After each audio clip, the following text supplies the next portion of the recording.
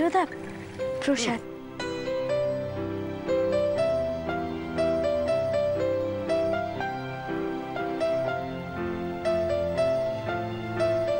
গিন্নিমা,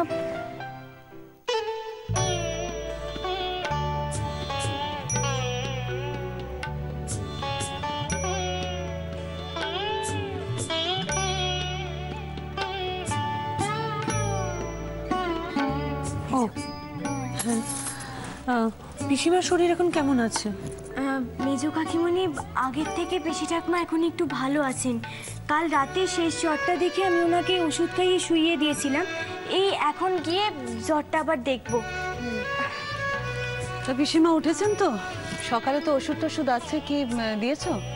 গিন্নিমা এই যাচ্ছি, এক্ষুনি ডাকবো, দিয়ে ওষুধ দেবো আর সাথে চাও খাওয়াবো। কাকে ডাকবে কুসুম? বলছি পিসি ঠাম্মি কোথায় তুমি জানো? কেন, পিসি ঠাকুমা তো ঘরেই ছিলেন।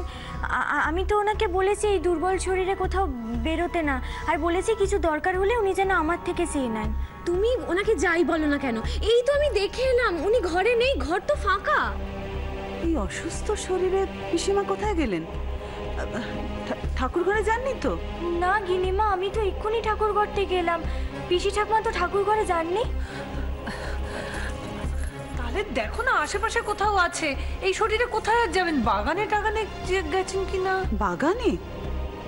এই অসুস্থ শরীরে বাগানে গিয়ে মাথা টাথা ঘুরে পড়ে থাকলে তো আমরা টেরও পাবো না।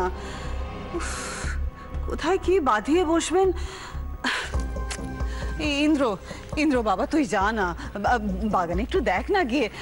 বাগানে পিসিমাকে দেখতে পারলে সঙ্গে সঙ্গে ধরে নিয়ে আসবি। যত বয়স হচ্ছে না তত দিনকে দিন অবুঝ হয়ে যাচ্ছেন, বড্ড চিন্তা হয় রে। তুমি চিন্তা করো না, আমি দেখছি।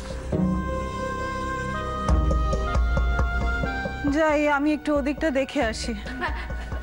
জেঠিমণি, এদিক ওদিকটা তো আমিও দেখেছি, উনি নেই কোথাও। তুমি তো নিজের খেয়ালেই থাকো।